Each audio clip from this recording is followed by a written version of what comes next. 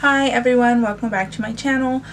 Today I'm filming a video talking about some books that I'd really like to read, specifically like historical fiction adjacent. This isn't a TBR, so I'm not reading these like right now, or I'm planning to read these next month, but these are definitely some books that are like I'd really like to read, and I'm thinking like in a year, hopefully I'll be able to look back at this video and like maybe have read one or two of these. If I haven't read any of these by then, I'd be like super disappointed in myself. Obviously, like the goal would be to like read all of them, but like I'm gonna be honest with myself, I probably won't. But yeah, so these are all like historical fiction ish. So some of these you might find under your historical fiction section in your library or your bookstore, but some of these might fall under like other genres, but they do take place in like other time periods, not our contemporary ones, so it technically counts. Like if you look up these on Goodreads, it'll be like something something something and then historical fiction, which counts. So yeah, I have 5 books. One of these would be a reread if I were to read it again, and I'll talk about that later. So I have 5 books here in no particular order. Let me just like get started. So the first book I have is Interview with the Vampire by Anne Rice. The film adaptation for this novel was like my most watched film when I was a preteen. I absolutely loved the adaptation, and it's kind of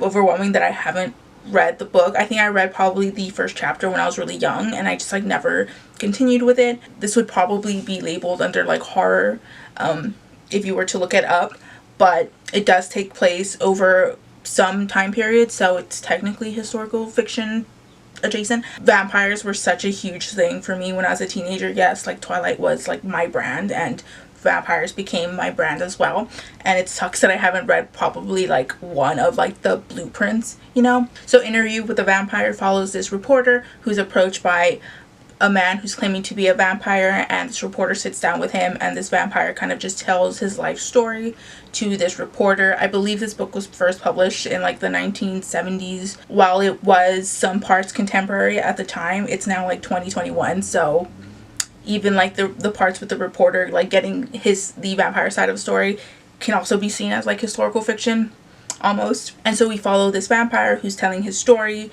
and this vampire prior to being a vampire was a man who lived on a plantation in Louisiana, so that's kind of essentially where our story starts. So we follow his whole life as a vampire, meeting other vampires and other people throughout his life. That's essentially the whole plot of it. Anne Rice continued to write so much within this world of vampires, and this is the first book in this chronicle of the vampires world. Out of all the books on this list, this is probably the book that I'll read sooner rather than later, because this is more within like my wheelhouse. The next book is The Alienist by Caleb Carr. So this does have a television adaptation that I haven't watched because I'd like to read the book first. This book takes place in the 1890s New York City. In this book we follow 2 men who are investigating this crime where this young boy's body was found very like mutilated, and the person who did this is obviously like unwell. One of the main characters of this book is a psychologist, and he's essentially trying to profile this killer, kind of like Criminal Minds, which if you've never seen Criminal Minds, we follow a team of people who try to like catch a killer based off of his like psychological profile.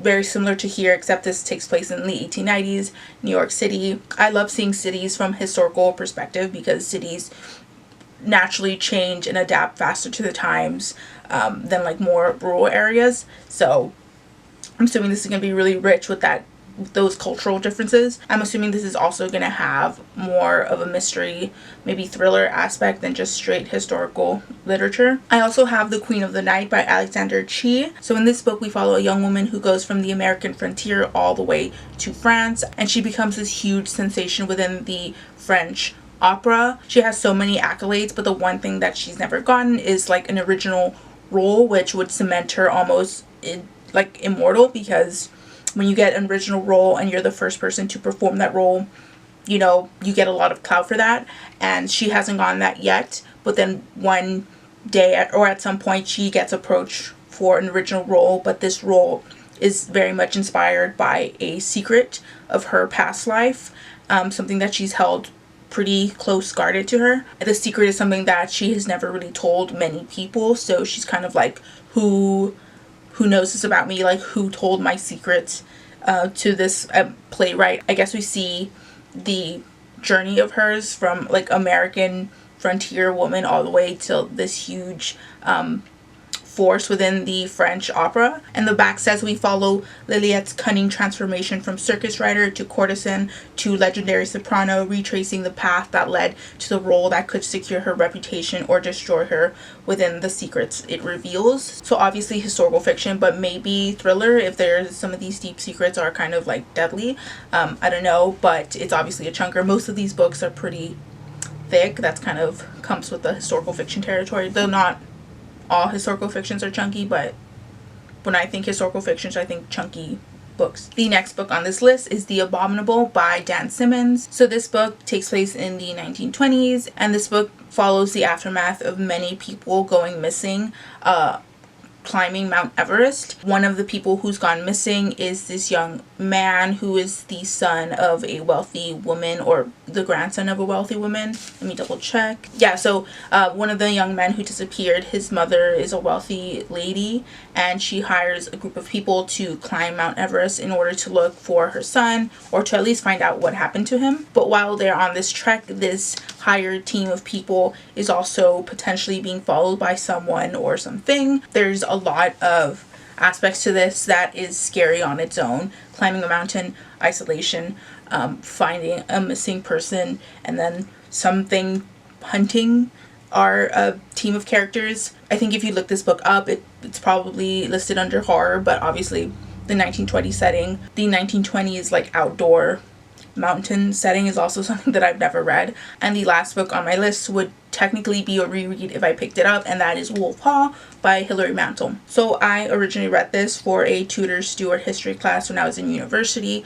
I was gonna have like this discussion quiz on it with my class, and I read it in one day because I procrastinated. I do remember the story pretty vividly because I read it in one day, and I was only really looking at it from like the historical lens, not necessarily the like fictional writing creative aspects. I know I like missed out on like truly getting something out of this book. So this book follows Thomas Cromwell, who would eventually become like Henry VIII's like right hand man, the man who would like do anything he needed to ensure Henry VIII's successes as a king. So essentially this is the beginning of his rise, and by the third book, I'm assuming this is just a trilogy, we eventually get to Thomas Cromwell's demise. It's based on true events, so I don't know if it's a spoiler or not, but Thomas Cromwell was eventually executed by Henry VIII. Thomas Cromwell is probably most known as being a really big supporter of the English Reformation, so he was not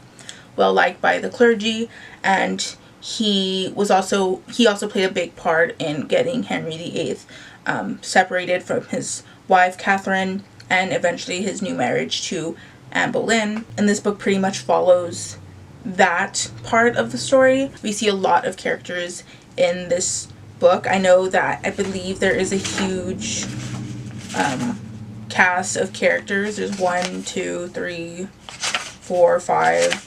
There's about 5 pages of just character names because so many people come out in this book. I remember there's one particular scene in this book where there's like 5 different Thomases in one room, including our main character, and everyone just keeps referring to each other as Thomas. Thomas talked to Thomas but was looking at Thomas, and that Thomas was talking to that Thomas. It was like super confusing, and I'm pretty sure the writer did it on purpose. I want to say that my professor for this class really did respect this book, despite it being historical fiction or a fictionalized account of things. Some things were correct, or at least the author's interpretation of these events holds some merit. So that's something that I appreciated, as well as my professor. So yeah, I would like to reread this for more of like a fun, entertaining aspect, as opposed to something that I have to do for like a grade, which definitely puts like a hindrance on things. But even though this was like an assignment for me to read, I still like had fun with it at the time. But I would have more fun if it wasn't like an assignment, you know? So there's my list of historical fiction or historical fiction adjacent books that I like to read. Let me know if you've ever read any of these, or if you are interested in picking any of these up. If not, please let me know which are some of your favorite historical fiction books that you've ever read. I'd love to hear your thoughts in the comments below. Feel free to like, comment, or subscribe, or do neither. It's all cool with me. I will link all my socials down below, as well as some more important links. Thank you for watching, and I will see you in the next one. Peace out.